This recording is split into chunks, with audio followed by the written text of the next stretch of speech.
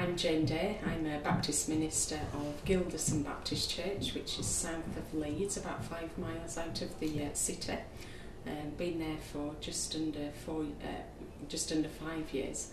So I'm due to leave there at the end of May, before I start a new job in September, which is Regional Minister for Mission for the Yorkshire Baptist Association.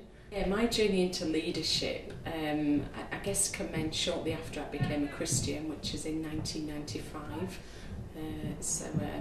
About 13 years ago. And soon after I became a Christian, I kind of saw some people preach, and there was something in my spirit really that just kind of fired up. And when you get that feeling and you think, what is it that they've got, and just kind of wanted to learn from these people. And there was something burning in my heart, thinking I just want to share God's word really with people and be a pastor. So soon after that, I went down the road of talking to various people. And kind of that started the journey really of training for Baptist ministry, and that was the beginnings, I guess, of the kind of leadership journey.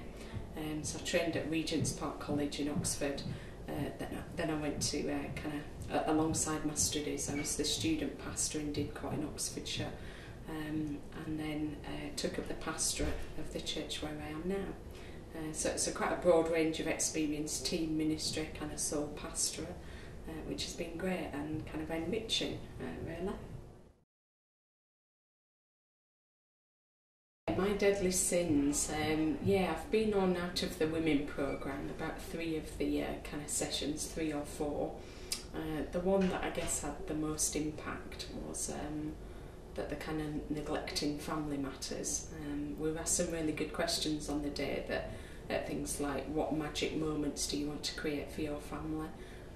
How will you set aside time for family, and to kind of really value that and not to neglect it. And I'm newly married, ish, about 7 months into my marriage, and so after the day it kind of caused a conversation with myself and my husband about how we would honour the kind of traditions. And I guess any family, things like Christmas is quite hard to negotiate, and whether you invite the kind of in-laws and whose family you kind of visit. It was good, because after that day we had that kind of conversation, and it just mapped out really for the year the kind of holidays and the things that we want to do, places we want to see, and bringing 2 social networks together is quite hard. So that the family thing was quite important to me at kind of this stage in my journey, in my leadership, and trying to value that and model something that's good.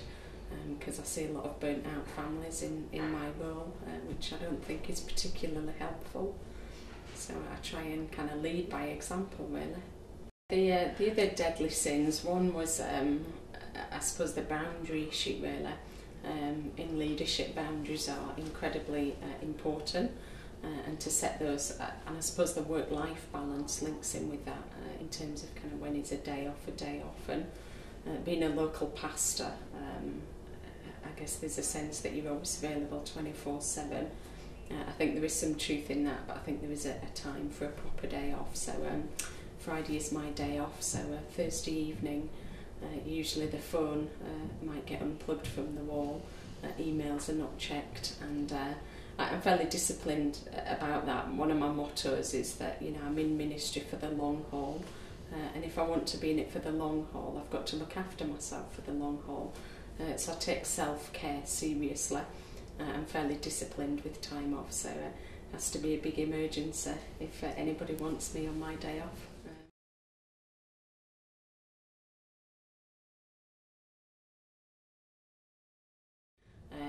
I would say one is kind of find your passion. What is the thing that gets you out of bed in the morning? What really motivates you? What do you dream about? What keeps you awake at night? And to just get out there and do it. And I would encourage that person to kind of look for people of passion. I think so often we can get kind of dragged down with the but people of, it's not going to work, or what if, or but this. And I think it's good to, I would say to a person, kind of surround yourself with great leaders, people who are further on the journey than you, good role models, mentors, coach, spiritual director, whatever you want to call them, and be with them, give them permission to ask you questions, to challenge, that will help you grow as a leader. I love networking. I kind of thrive on it, really. It's so important to meet people, to learn from other people, and to kind of build good relationships.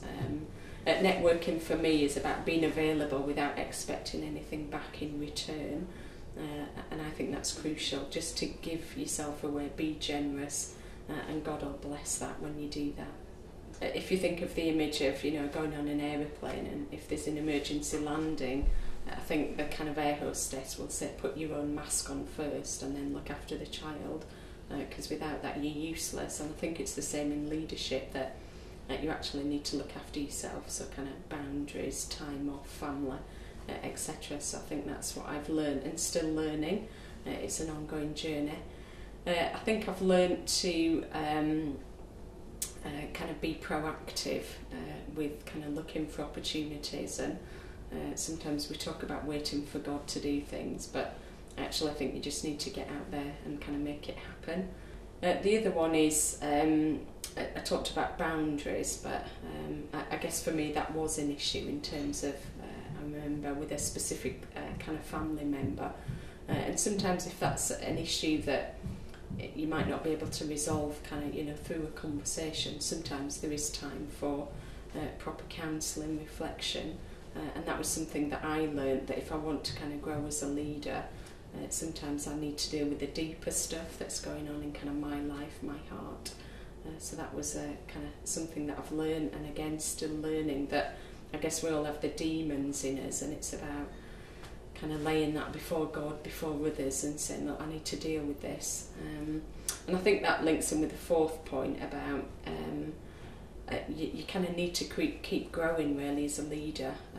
I'm convinced that you can only take people as far as kind of that they're willing to go if you've been there yourself, if that makes sense. You need to have kind of gone on the leadership journey. And I think the other thing is actually just get on and do it and lead.